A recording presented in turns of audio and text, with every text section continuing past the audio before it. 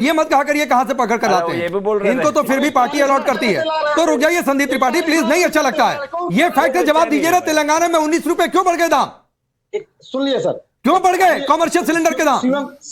शिवम त्यागी ने कहा हाँ। 41 राज्यों से हम तेल ला रहे हैं, हम वो राज्य जानना चाहते हैं 41 राज्य। अरे राज्य नहीं देश भाई, राज्य नहीं देश। अरे उन्होंने कहा सर, उसी तो मैंने कहा कि भैया कौन सा राज्य है। करने से काम नहीं चलेगा। दूसरी बात इनको क्या यार, एक बात बताओ, वाकई हंसी मजाक करने ही आते हैं। मुझे लग रहा है पूरा दिन इनका घर में एंटरटेनमेंट नहीं होता, शाम को आप इन पे चैनल पे बुला लेते हो।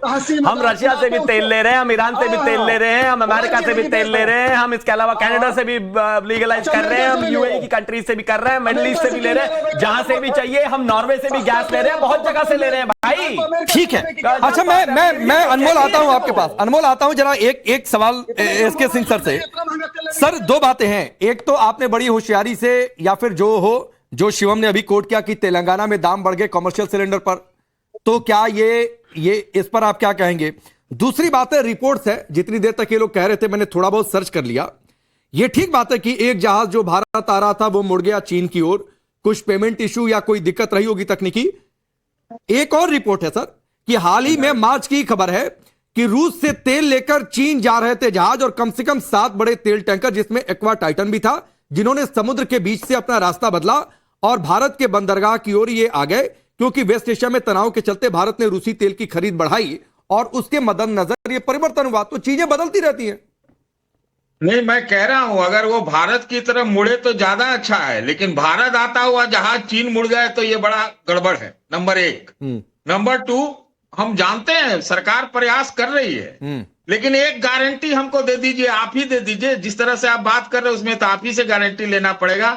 शिवम तो बेचारा गारंटी दे भी नहीं पाएगा कि 29 तारीख को जब वो चुनाव की जब हो जाएगा या एग्जिट पोल के दिन ही, क्या आपको लगता है ये गारंटी मिलेगी क्या कि तेल के दाम नहीं बढ़ेंगे? सर कोई गारंटी दे दें यहाँ पे? सर बहुत सम्मान के साथ एक सवाल पूछ रहा हूं। सुनिए, आपको तेलंगाना सूझ रहा है, हाँ। हिमाचल सूझ रहा है, मैंने तो आपने कहा कि कुछ बढ़ा ही नहीं। तो तेलंगाना हिमाचल का नाम सुनकर सर आपको दिक्कत क्यों हो गई? मैंने तेलंगाना और हिमाचल इसलिए किया, प्लीज आप समझिए ना, आप समझते नहीं है, सिर्फ बोलने का प्रॉब्लम है। मैंने तेलंगाना और हिमाचल का उदाहरण इसलिए दिया क्योंकि 2 राज्यों में गैस पर रेट बढ़ाकर 5 राज्यों में उसी के खिलाफ प्रदर्शन कर रहे हैं। हिपोक्रेसी समझ रहे हैं आप? रेट बढ़े 2 राज्यों में जहां सरकार है और जहां नहीं है वहां प्रदर्शन। ये तुक्का। अगर सरकार कह रही है कि हम चीजें बढ़ा रहे हैं या फिर कमर्शियल पे रेट बढ़े तो हम प्रदर्शन नहीं कर रहे हैं, यह दिक्कत है बेसिक। और एक और चीज, अब भाई मुझे राकेश जी का नहीं पता, लेकिन मैंने दोस्तों ज्योतिष का कोर्स किया नहीं, और मुझे पूरी उम्मीद है इस समय तो दुनिया में अगर किसी ने ज्योतिष का कोर्स किया भी होगा वो भी प्रिडिक्ट नहीं करेगा। नहीं, मैं तो दूसरी चीज क्योंकि पूछना जिस चाह रहा हूं। तरीके की स्थितियां हैं वो सामान्य नहीं है। आप जब स्पॉट बाइंग करते हो, अलग अलग जगहों से तेल मंगाते हो, गैस मंगाते हो, उसमें प्राइसिंग ऊपर नीचे होती है। नहीं, मैं तो दूसरी चीज पूछ रहा हूं। नहीं, मैं दूसरी, आपको गारंटी देना है कि नहीं दीजिए शिवम। बहुत सारे लोग कह रहे हैं, जिन्होंने जो बातें एसके सिंह सर ने कही हैं कि चुनाव खत्म होते तेल के दाम बढ़ जाएंगे, सिलेंडर के दाम बढ़ जाएंगे, ये बहुत लोग, अकेले एसके सिंह सर नहीं कह रहे हैं। लेकिन सर मैं एक सवाल बहुत सम्मान के साथ आप ही के पास आ रहा हूं, एक सवाल बहुत सम्मान के साथ पूछ रहा हूं। आपने कहा कि शिवम तो गारंटी नहीं दे पाएंगे, मैं ही गारंटी दे दूं। तो सर आप जब पत्रकारिता में चैनलों में सीधे तौर पर सक्रिय थे, तो आप सरकार कल क्या फैसला लेगी इसकी गारंटी आप देते थे? नहीं, हम देखिए, आप गारंटी बात वो नहीं है। आज जब दोमुहापन किया जाता है, जब डबल स्पीक होता है, आपने ही कहा ना, मैंने तो आपको गलत ठहरा दिया। क्या? ये फैक्ट है भाई, 60 रुपया पहले दिन बढ़ गया, कई तरह के बढ़े। नहीं, मैंने कब मना किया सर? सिलेंडर पर 60 रुपया बढ़ा, ये तो मैंने कहा। मैं नहीं, सुनिए, कमर्शियल सिलेंडर के दाम बढ़े हैं, नॉर्मल तेल के दाम नहीं बढ़े हैं सर, ये हमने कहा है। मैंने कभी नहीं कहा कि बाकी चीजों के दाम नहीं बढ़े हैं। मैंने गैस का दाम बढ़ा है। हाँ, तो मैंने कहा कि 60 रुपए पहले दिन बढ़ गया था। इंडस्ट्रियल डीजल के दाम बढ़े हैं। हाँ ठीक। एटीएफ जो है, एविएशन टर्बाइन फ्यूल जो है वो बढ़ा है। ठीक, बढ़ा है ना? ठीक। तो मैं सिर्फ बढ़ने वालों की बात कर रहा हूं। नहीं, आपने मुझसे गारंटी मांगी, तो सर मैं पूछ रहा हूं कि आप क्या गारंटी दिया करते थे क्या कि सरकार कल क्या फैसला लेगी? हम गारंटी कैसे, ना उस समय देते थे ना कोई अभी गारंटी। तो फिर हमसे क्यों मांग लिया आपने? लेकिन जिस तरह से ये हमले किए जाते हैं, हमले की उसने बढ़ा दिया, देखो जी हमने नहीं बढ़ाया, बढ़ा ही नहीं, बढ़ा तो ही सर नहीं। आपने मुझसे गारंटी क्यों मांग ली? बता रहा हूं आपको, सर एक पत्रकार होकर आपने, मैं तो आपसे बहुत जूनियर हूं सर, आपने मुझसे गारंटी क्यों मांग ली? मैं इसलिए कि आपने शुरू में ये कहा कि ये तो बढ़ाई नहीं है, इसलिए बस। सर नॉर्मल तेल की बात हमने कही। की बात हो रही नहीं नहीं, अब आप ठीक बोल रहे हैं। अच्छा अब आप ठीक बोल रहे हैं, तो मैंने आपको पास है। किया। वो मीम चरितार्थ हो गया। नहीं चलिए, पहले शो में एसके सिंह सर से मुलाकात और पहले दिन ने मुझे पास कर दिया। अब अनमोल पवार, अरविंद केजरीवाल ने भी कहा कि सरकार की विदेश नीति फेल है। संजय सिंह ने भी कहा कि सरकार ने ईरान से प्रतिकूल संबंध क्यों रखे। अब ईरान के विदेश मंत्री कह रहे हैं कि भारत को खुली छूट है, तो यह क्या प्रतिकूल संबंधों के चलते हुआ?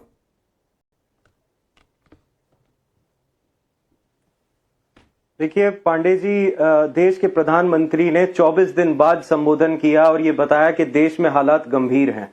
एक तरफ मंत्री कह रहे थे हरदीप पुरी जी कि स्थिति सामान्य है, घबराने की कोई दिक्कत नहीं है। वहीं जॉइंट सेक्रेटरी उसी दिन शाम को प्रेस कॉन्फ्रेंस करके कहती हैं कि स्थिति बहुत चिंताजनक है। और वो हम देख भी पा रहे हैं कितनी लंबी लाइनें लगी हुई हैं एजेंसी के बाहर। कमर्शियल सिलेंडर के दाम 525 रुपए बढ़ गए पिछले 10 दिन में, आज 2200 रुपए से ज्यादा का मिलता है। एलपीजी 60 रुपए, सीमेंट के बैग 50 से 100 रुपए, एयर टर्बाइन फ्यूल बढ़ गया, ऑटो एलपीजी 56 से 156 हो गया। उसके अलावा प्रीमियम पेट्रोल के दाम बढ़ गए। और आज भी आप देख लीजिए, सभी चाहे वो होटल हो चाहे रेस्टोरेंट हो, सब लोग इस समस्या से ग्रसित हैं। और ऐसी समस्या में जब देश के ऊपर आपदा आई हुई है, हमारे देश के प्रधानमंत्री प्रचार करने में व्यस्त हैं। वो असम के बगान में जो है पत्तियां तोड़ रहे हैं, इसकी बजाय कि वो बैठ के एक नीति बनाए कि आखिर ऐसी क्या कमी रही कि पिछले 10 साल में जो है हम अपना आयात कम नहीं कर पाए तेल का और क्रूड ऑयल और गैस का। क्या ऐसा कारण रहा कि हमारी स्ट्रेटेजिक रिजर्व कैपेसिटी जो है वो हम नहीं बढ़ा पाए, जिसकी वजह से आज इस समस्या को झेलना पड़ा। हमें 15 जनवरी से इस बारे में पता था कि वहां पे युद्ध के आसार हो सकते हैं। क्यों इजराइल और अमेरिका के साथ खड़े हुए?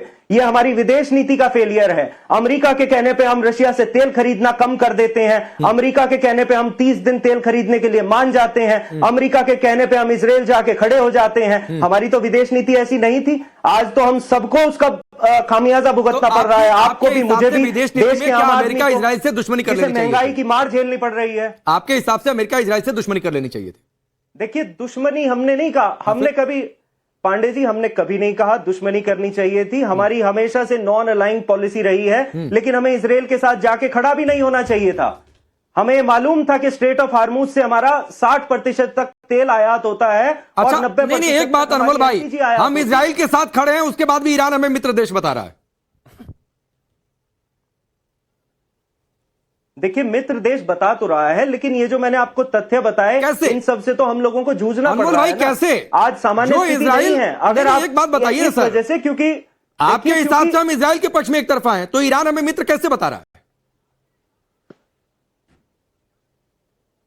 देखिए, इजराइल के पक्ष में हम एक तरफा हैं, ये तो पूरे विश्व ने देखा कि मोदी तो ईरान कैसे मित्र बताएगा? से 2 दिन पहले जाके जो है झप्पियां पा रहे थे। इसमें तो देखिए, ईरान अगर वाकई में हमें मित्र मानता तो आज हमें इस समस्या से जूझना ना पड़ता। आज कमर्शियल के रेट ना बढ़ते, एलपीजी के रेट ना बढ़ते, बुकिंग पीरियड जो हमने 45 दिन बढ़ा दिया रूरल एरियाज में और 25 दिन बढ़ा दिया अर्बन एरियाज में, ऐसा ना होता। नहीं, चलिए शिवम, आज जो महंगाई बढ़ रही है, चप्पल के दाम 25% बढ़ गए। मेरा आपसे निवेदन है, मैंने बिल्कुल सम्मान और शालीनता से सबको सुना। पहली बार में कांग्रेस वाले बोलते रहे, आशा करता हूं कि अब आम आदमी पार्टी वाले सुनेंगे। देश में हाहाकार है, लंबी लंबी लाइनें हैं, बहुत परेशानी है, बहुत दिक्कत है। प्रधानमंत्री जी प्रचार करते घूम रहे हैं।